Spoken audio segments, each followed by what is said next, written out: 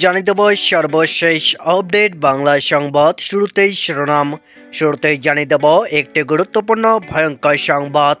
জুনে নির্বাচন চেয়ে ইউনূসের বিরুদ্ধে সংঘাতের পথে বিএনপি। ভোট নিয়ে কেন এত উতলা খালেদা জিয়ার দল, থাকছে বিস্তারিত প্রতিবেদনে। এরপর জানিয়ে দেব মার্কিন চাপ বাংলাদেশের নির্বাচন নিয়ে সুরবদল বিএনপির, কি বললেন মহাসচিব, থাকছে বিস্তারিত প্রতিবেদনে। আরও জানিয়ে দেব ভারতের মতো দুকক্ষ বিশিষ্ট সংসদ চালু, আসন সংখ্যা বৃদ্ধি করে 500 পাস করার সুপারিশ, থাকছে বিস্তারিত প্রতিবেদনে। এবং সবশেষে জানিয়ে দেব নির্বাচনের সময়সীমা নিয়ে যা বলল জাতিসংঘ, থাকছে বিস্তারিত প্রতিবেদনে। এতক্ষণ শিরোনাম শুনছিলেন, এবার বিস্তারিত। জুনে নির্বাচন চেয়ে ইউনূসের বিরুদ্ধে সংঘাতের পথে বিএনপি। ভোট নিয়ে কেন এত উতলা খালেদা জিয়ার দল, বেরিয়ে এলো চাঞ্চল্যকর তথ্য। আগামী জুনে জাতীয় সংসদ নির্বাচন চায় বিএনপি। সোমবার রাতে দলের স্থায়ী কমিটির বৈঠকে এই দাবিতে পথে নামার সিদ্ধান্ত হয়েছে। লন্ডন থেকে অনলাইনে বৈঠকে যোগ দেন দলের কার্যনির্বাহী চেয়ারম্যান তারেক রহমান।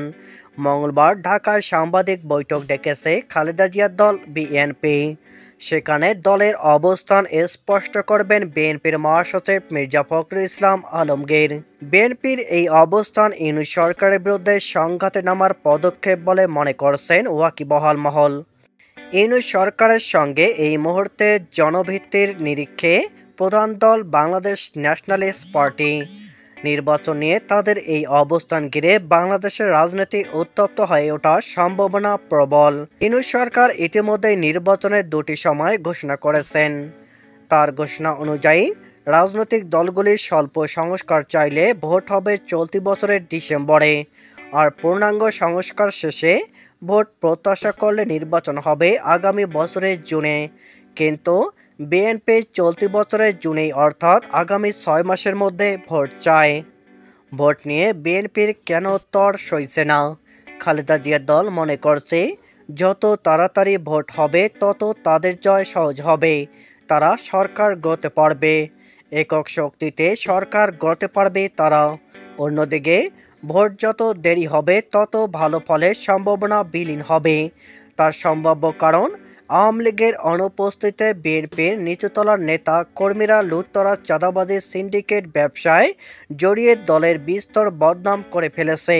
অনেকেই বলছে এই দল ক্ষমতায় এলে আর একটা আওয়ামী লীগ হয়ে যাবে, তাহলে হাসিনাকে তাড়িয়ে কী লাভ হলো। দ্বিতীয়ত, বিএনপি মনে করছে আওয়ামী লীগ ঘুরে দাঁড়ানোর আগে ভোট হলে তারা নিশ্চিতে ক্ষমতায় ফিরতে পারবে। হাসিনা দল ময়দানে ফিরলে আসলে তারাই হবে মূল প্রতিপক্ষ। তৃতীয়ত, বিএনপির নেতৃত্ব মনে করছে বৈষম্যবিরোধী ছাত্র আন্দোলনের নেতৃত্বে সম্ভাব্য নতুন দল নিজেদের গুছিয়ে ওঠার আগে ভোট করে নিতে হবে। ছাত্রদের দলের সঙ্গে জামায়াতে ইসলামী জোট হওয়ার কথা। এতকাল ভোটে জামাত ভালো ফল করতে পারেনি, তারা মনে করছে ছাত্রদের নতুন দলের সঙ্গে জোট করে বিএনপিকে ভোটের বক্সে পরাজিত করা সম্ভব হবে। মার্কিন চাপে বাংলাদেশের জাতীয় সংসদ নির্বাচন নিয়ে নিজেদের অবস্থান বদল করল বিএনপি। সোমবার অন্তর্বর্তী সরকারের প্রধান উপদেষ্টা মোহাম্মদ ইউনূসের সঙ্গে দেখা করেন বিএনপির এক প্রতিনিধি দল।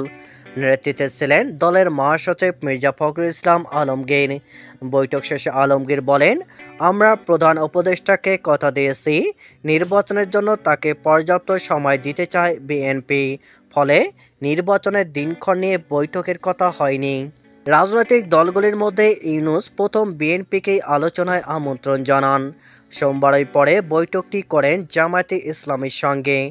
জামাত রাজনৈতিক দলের স্বীকৃতি ফিরে পেলেও তাদের নির্বাচনে অংশ নেওয়ার অধিকার কেড়ে নিয়েছে আদালত। নির্বাচনে বিএনপির নেতা ফখরুলের বয়ান তার আগের অবস্থান থেকে সম্পূর্ণ পৃথক।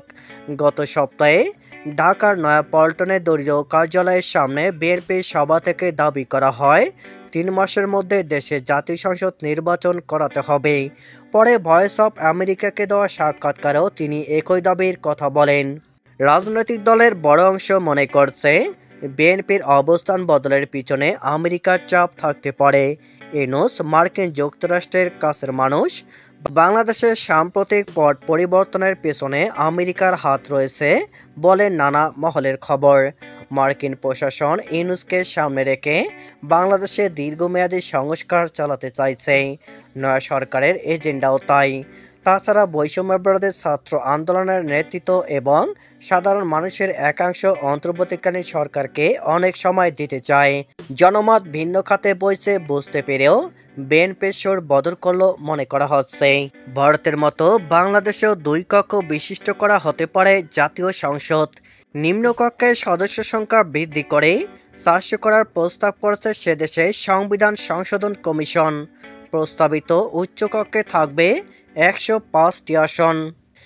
এখন জাতীয় সংসদের মোট আসন 350, তার মধ্যে নারীদের জন্য সংরক্ষিত আসন 50টি। সেই সংখ্যা বেড়ে হবে 100। তবে মহিলা আসনে প্রার্থীদের সরাসরি ভোটে জিততে হবে। এখনকার মতো মনোনীত হওয়ার ব্যবস্থা বাতিল হবে। উচ্চকক্ষের সদস্যদের দলগুলি আনুপাতিক হারে নির্বাচিত করবে নিম্নকক্ষের সদস্যরা। অধ্যাপক আলী রিয়াজের নেতৃত্বে কমিশনে এই সুপারিশ করেছে। বুধবার কমিশন প্রধান উপদেষ্টা ইউনূসের কাছে সুপারিশপত্র জমা করেছে।